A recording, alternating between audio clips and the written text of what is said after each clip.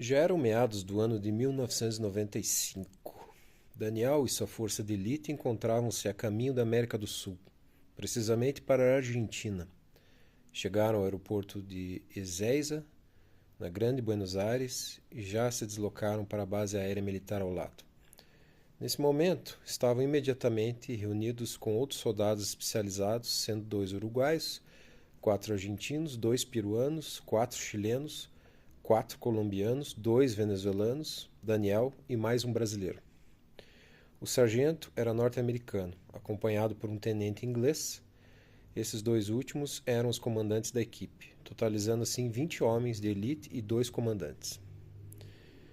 Passaram todos a noite na base militar e no dia seguinte voaram em direção à Colômbia.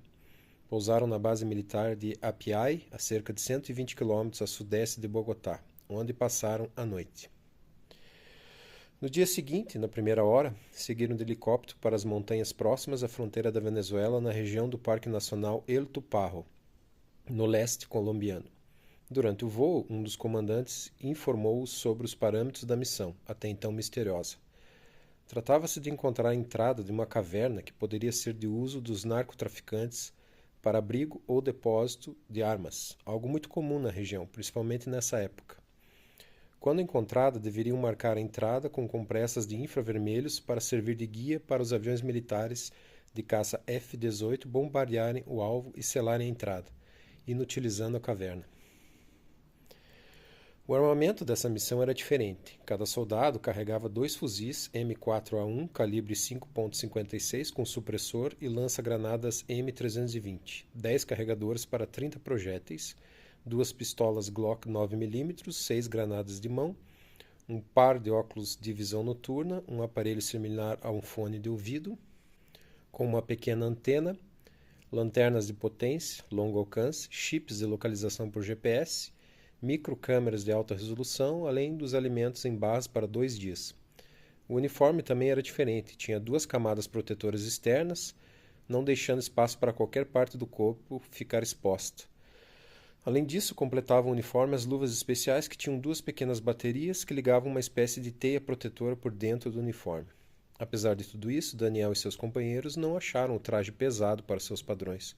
Seguiram então para o ponto de infiltração num helicóptero militar modelo Sikorsky CH-54 e desceram numa depressão na floresta no meio de um nevoeiro. Todos desembarcaram e o helicóptero se foi. Após aproximadamente 5 horas de caminhada, chegaram ao que parecia ser a entrada da caverna. Tinha um círculo perfeito numa rocha, certamente feito a laser, e parecia com um concreto polido, com uma medida aproximada de 3 metros de diâmetro. A entrada tinha um ângulo de inclinação de 32 graus para baixo e estava toda cheia de animais mortos em sua volta. Não havia vegetação dentro do túnel, somente ao seu redor, dificultando sua identificação. Uma pequena nuvem rente ao solo era perceptível, como um nevoeiro ou aqueles efeitos de gelo seco comuns em festas infantis. Todos receberam então a ordem para explorar a caverna com cautela e foram entrando em formação militar. Quando já estavam a cerca de 150 metros para dentro, todos começaram a se sentir mal de uma hora para outra. Náuseas, dificuldades de respirar e muita tosse. Era tudo muito estranho e todos começaram a se olhar não entendendo o que se passava. O tenente inglês puxou para fora um estranho aparelho e apontou-o na direção do túnel, e depois de alguns segundos pediu a todos que colocassem as máscaras. Depois de colocarem as máscaras e recuperarem o fôlego, continuaram com a missão. A caverna era composta em seu interior por diversas rochas grandes e uma espécie de grama ou capim que chegava à altura da cintura, além de pequenas árvores. À medida que a tropa descia, ficava mais quente. Quando chegaram ao fundo do túnel, cerca de 500 metros desde a entrada, observaram que dava em outro túnel bem maior e que cruzava de norte a sul a montanha. Iluminaram então o caminho de entrada com células fosforescentes a cada 70 metros, garantindo que conseguiriam voltar para a entrada sem problema. Nessa bifurcação, olhando a oeste e depois ao sul, perceberam uma curva a 300 metros e outra a cerca de 500 metros a leste, tudo medido por um dispositivo digital que o tenente usava. Por isso encontraram saídas a leste. O líder deu o comando e, ao entrar no túnel do leste, veio um calor quase insuportável, e até as máscaras os impediam de respirar direito. Essa nova entrada descoberta, e que mais tarde serviria de saída a todos, estava cheia de animais mortos, além de aproximadamente 30 corpos de soldados do exército colombiano. Aparentemente, alguns eram pessoas comuns, civis, que também morreram com buracos à bala. Por isso, Daniel e seus companheiros marcaram esse local com explosivos, em adição aos infravermelhos para bombardeio cirúrgico que já estavam na entrada da caverna. A ideia era fechar a caverna do lado da Venezuela, que se encontrava ao final do túnel, que era a maior e mais bem feita. Prosseguiram então caminhando mais uns 100 metros no túnel, quando ouviram sons que pareciam ser de ferro batendo em ferro. Nesse momento, faltavam uns 20 metros para chegar ao final do túnel no lado venezuelano, quando o sargento ordenou através de um sinal que ficassem todos parados e abaixados sem fazer barulho. Quando Daniel olhou para a saída do túnel, viu uma plataforma metálica, similar a alumínio, suspensa no ar, e em cima delas tinham gaiolas, como prisões ou celas mesmo, e dentro delas haviam pessoas, humanos. Eram homens, mulheres e crianças que choravam e às vezes gritavam por ajuda. Era uma visão angustiante para todos. Daniel estava à frente do grupo e tirou a máscara para ver melhor. O tenente pediu então que os demais fizessem o mesmo, mas não gostou de vê-lo sem a máscara. Nesse momento, o tenente disse a todos em perfeito espanhol: "Não se movam ou todos nós vamos morrer."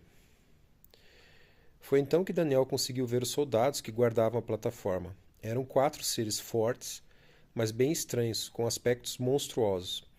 Pareciam lagartos em formato humanoide e mediam cerca de 2,50 metros de altura. Tinham uma cabeça grande, orelhas pontudas e olhos alaranjados.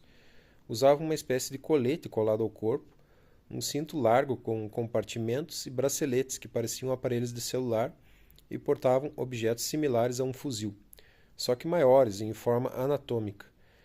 Sua pele era uma espécie de escama ou couro, parecido com pele de lagarto, num tom esverdeado, com marrom. Nesse momento, um deles olhou para o túnel onde estavam e o sargento fez o gesto de quietos. Foi um momento de apreensão, pois a qualquer momento podiam ser descobertos. Todos ficaram alerta e com o dedo pronto no gatilho para disparar. Foi então que o tenente puxou outro dispositivo que parecia um radiotransmissor, e quando ele o ligou, todos sentiram uma espécie de dormência na cabeça, através do aparelho que usavam no ouvido. Ele apontou uma arma estranha e anatômica que guardava por baixo da mochila em direção à monstruosidade, que por um momento parou e voltou-se para a plataforma. Mais tarde, o sargento disse a todos que o iluminador usado pelo tenente impediu que a criatura visse todos ali, e que também protegeu de sua telepatia. No princípio, Daniel não entendeu o que ele quis dizer com isso, mas não se preocupou muito. Daniel então observava as criaturas através de seu binóculo, quando o sargento perguntou: "O que você está fazendo?" E ele disse: "Eu quero ver os reféns." O sargento então respondeu: "Você não vai gostar de ver o que tem lá." Mas ele continuou. Foi então que se deu conta de que havia uma segunda gaiola, onde os seres que estavam lá não gritavam, não se pareciam com os reféns e não eram pessoas, humanos comuns como os da outra turma. Seus olhos eram negros, sem a parte branca dos olhos, e quando um deles abriu a boca, tinha 2 fileiras de dentes, algo que nunca tinha visto. De repente, os seres e as plataformas desapareceram numa espécie de luz azul, bem fraca, como se fosse uma nuvem que se formou em torno das gaiolas e dos guardas monstruosos, mas o cheiro era nojento. Colocaram então novamente as máscaras e fizeram uma varredura no local. Depois, instalaram mais bombas como planejado e saíram rapidamente. Durante o caminho de volta ao lado colombiano, rumo à saída, Daniel percebeu que as entradas e saídas sinalizadas com infravermelhos eram canais que levavam ao pequeno centro onde as gaiolas estavam. Mas não tinha dado para ver muitos detalhes, pois o tempo de detonação das bombas estava próximo. Apenas alguns minutos após passar pelas primeiras sinalizações, as explosões foram ouvidas, e todos começaram a andar mais rápido rumo ao ponto de extração e ficaram esperando o helicóptero que os trouxe retornar. O helicóptero militar, um Sikorsky CH-54, levou todos de volta à base, que ficava num vilarejo onde havia uma pista de pouso e decolagem de aviões.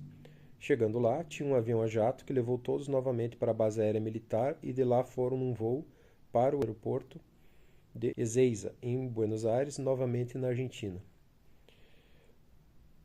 Ao chegarem ao aeroporto, foram todos levados a uma sala distante, num pequeno prédio onde havia um oficial norte-americano e um agente da NSA. Eles os interrogaram em separado sobre a missão e os advertiram a manter o silêncio sobre todo o ocorrido. Os agentes ficaram com todos os equipamentos que tinham, inclusive os uniformes, mas no geral foram muito bem tratados e roupas civis sob medida foram entregues a todos. Na sequência, foram levados separadamente à ala de embarque, onde Daniel então embarcou num voo para a cidade de São Paulo, Brasil. Ele não comprou passagem alguma e nem passou pelas medidas normais de segurança e checagem de passageiros. Simplesmente foi colocado dentro do avião. Chegando em São Paulo, seguiu para Brasília de ônibus. Durante o tempo todo, veio pensando no que fez, no que escutou e a forma que os agentes disseram na volta a Buenos Aires. Nós sabemos quem vocês são, não falem com ninguém sobre isso, ou as coisas podem ficar feias. Em resumo, vocês podem acabar mortos. Daniel nunca mais viu o outro brasileiro que estava na missão. Nos seus pensamentos, de volta para casa, pensava que filmes de ficção não são 100% ficção. Há uma verdade neles que ninguém tenta raciocinar e não estamos a sós neste planeta. Não somos os únicos seres inteligentes e não estamos no topo da cadeia alimentar. As religiões são fantasias humanas, não existe o que pregam. Mentem assim como os governos. Somos escravos de escravos. Eu li apenas a formação do soldado e este episódio de encontro com entidades supostamente alienígenas. Mas o livro é bastante recheado, inclusive com embates entre criaturas e humanos, até de outras raças. E é um livro muito interessante, talvez o único do gênero no Brasil, de militar que participou de operações desse viés, dessa natureza. Recomendo, fica a recomendação, um livro muito interessante.